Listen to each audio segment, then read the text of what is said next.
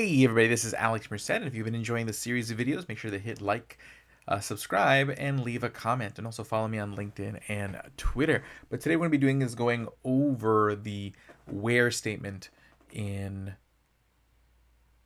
SQL. So what I'm going to do is that in the video description, I have a link to my REPL here. And for each lesson, depending on what the topic is, I will make a copy of the code here in a file. So in this case, we're going over the where clause. It's going to be here in the where.sql.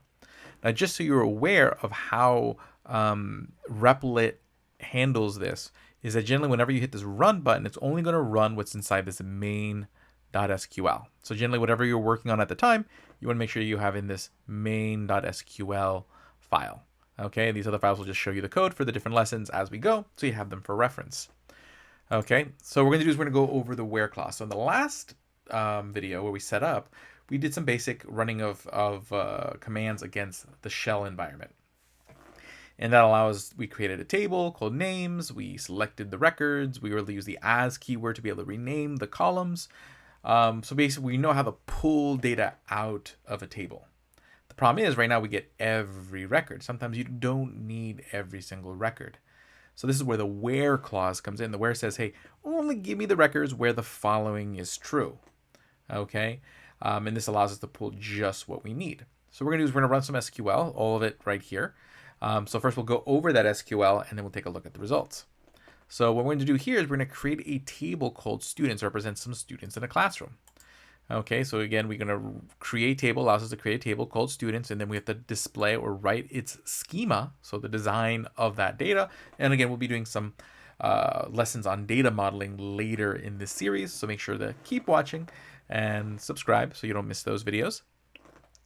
But essentially here, we're going to have a field called student ID. Typically, you're going to want some sort of ID field in your table.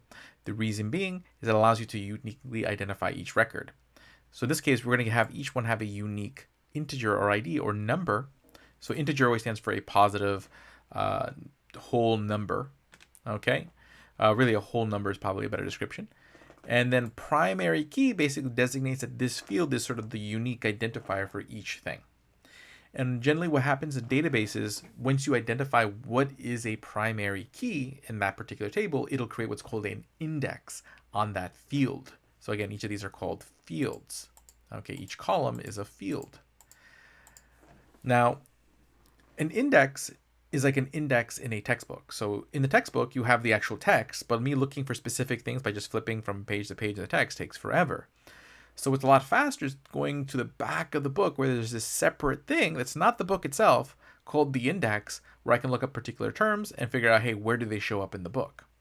Okay, so it's a separate thing, a separate data structure that helps us shortcut searching the main thing. Okay, and that's literally what an index is with databases. It's going to be sort of any separate structure of information. So it's a separate piece of data that allows us searching for data in the main thing better. Okay, so there's also sorts of different types of indexes, and indexing is done a different way in different databases. But generally, this primary key keyword in your typical relational database will designate what is that unique key and create an index on it. Okay, now here we have first name and last name, but instead of using varchar, we're using the text field, which you can use in SQLite 3 as another way for expressing text. Then there's age, which is also going to be an integer, so a positive number or a whole number. And then there's going to be grade. Now grades can be shades of gray. They can be, 8.1 or 97.2. So since there's a decimal, you need to have that floating point. So we designate it as a float. So basically we're saying, hey, these are the different types of fields and the kind of data they should be storing. Now, once we create the table, we're going to put some data into that table. So we're going to insert 5 students. So again, we say, hey, we want to insert into students. Now notice we put this parentheses here. Okay, if you're not going to put all the data, so notice we're not inserting an ID field. In this case, or if you're going to do it in a different order than you stated it up here, then what you can do here is in parentheses and say, hey, when I give you these rows over here, the order of data in these rows are going to be in the following order: first name, last name, age, gender, grade.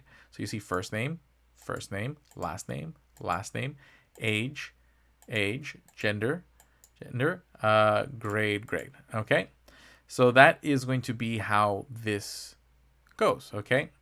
So again, you in the parentheses, you can say, hey, which fields you plan on providing and in what order you plan on providing them. So you could do it in a different order, but you can do that. And then again, the values keyword designates when you begin providing the information. Each row that you provide is a set of parentheses, and then you can separate those by comma. So we're inserting 5 rows. Here's the data. So we have their ages and their grades. And now we want to query. We want to search. But in this case, we don't want every record. We don't want every student every time.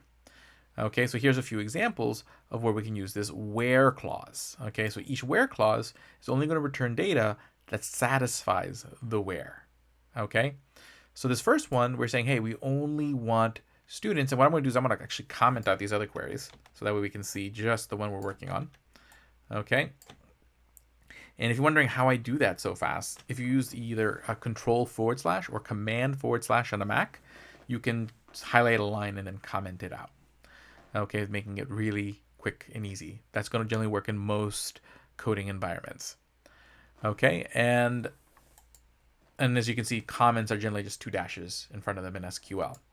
So in this case, I want to just get students where the age is greater than 20. So that should be getting Bob Williams and Eva Brown. Those are the 2 students I should get in the result set.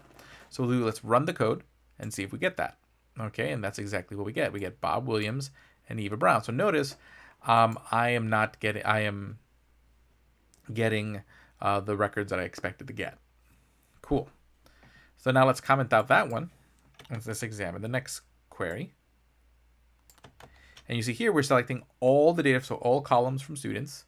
But this time we only want where the grade. So in this case, we're not saying that we want the grade to be above or below a certain number. We want it to be within a range, so we can use the between keyword that says, hey, you can choose 2 values that it's between. So between 85 and then and is going to allow us to say, hey, which of the 2, separate the 2 values. So between 85 and 90. So we only want grades that are between 85 and 90. So in that case, that should be Jane Smith. I'm not sure if it'll grab it if it's exactly. We'll find out in a moment. Definitely Eva Brown. That's definitely between 85 and 90. Not John Doe. John Doe is above 90. Alice is above 90. And Bob is below 80.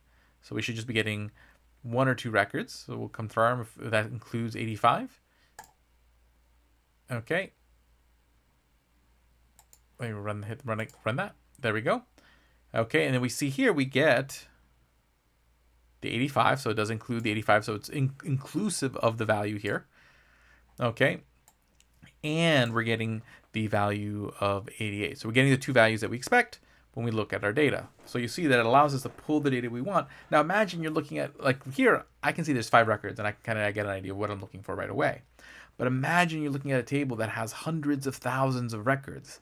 Being able to find the exact ones you need by being able to express an SQL query like this is very powerful and very useful. Okay, so that way you just get the data you specifically need. Okay, so that's good. Let's comment that one back out and then comment this one in. Okay, select star from students. So again, we're getting all the fields from the students table. Okay, where age is greater than, and this time it's not just greater than, it's greater than or equal than 18. Okay, and notice this time we have 2 clauses. So the and allows us to add additional stipulations, additional clauses. So we're saying, hey, they have to be 18 and over and female as their gender. So in this case, if we go over here, we can just take a quick look. We say, okay, hey, is there anyone that's greater than or equal than 18? Well, everybody is greater than or equal than 13, but only 3 of them have female as their gender. So in that case, if we run this query, we should only get those 3 records because they're the ones who satisfy both clauses. Okay. So again, we can have multiple conditions, and you can have as many conditions as you want. You just separate them with the and statement. You could also use the or keyword if you want to have like multiple stipulations, but only one of them needs to be true. Okay, so I'll show you the difference. So let's stop here, and I'm going to hit run again. Okay, and we see we only get the 3 records where they're over 18. Okay, in this case, it's greater than or equal than 18, which covers, the 3 students who are, and then the 3 students who are female. Okay, now watch what happens if I change this and to an or. Okay, and I'm going to change this to 19. Okay, so if I change this to an or, then only one of them needs to be true. Either they have to be over 19, so John Doe is not going to fit into that, or they need to be female. So in this case, I should get 4 records. Okay, and that's exactly what happened. We got everyone except John Doe, because John Doe is 18. So it didn't fit either. So again, appreciate that difference between the and keyword, which means both conditions must be true, or the or keyword, which means either condition must be true. So keep that in mind. Okay, so that's that example. Comment that out. Okay, and then our last example, select star from students where age is less than 20. Okay, so basically what we're saying here is that the age is less than 20. So let's see, here's anyone with an age less than 20. Well, just Alice Johnson and John Doe, or grade 90 over 90. Is there anyone with grade over 90? Just John Doe. Okay, everybody else has a lower, oh no, actually Alice. Okay, so technically should still only find those 2 records. Okay, so now if we run this query, we should just get those 2 records, but again, in this case, either condition can be true. Okay, we just get those 2 records. Okay, even though they do technically both satisfy both, they didn't have to satisfy both. So that hopefully gives you a starting place to kind of start working with the where clause and writing out queries that explore data in different dimensions. And again, we're going to be doing more lessons. But again, if you go to this replet, which again, the link will be in the video description, you can find the code for this lesson in the where.sql. So that way you can copy it over into your session. So I'll see you in the next one. Have a great one and enjoy.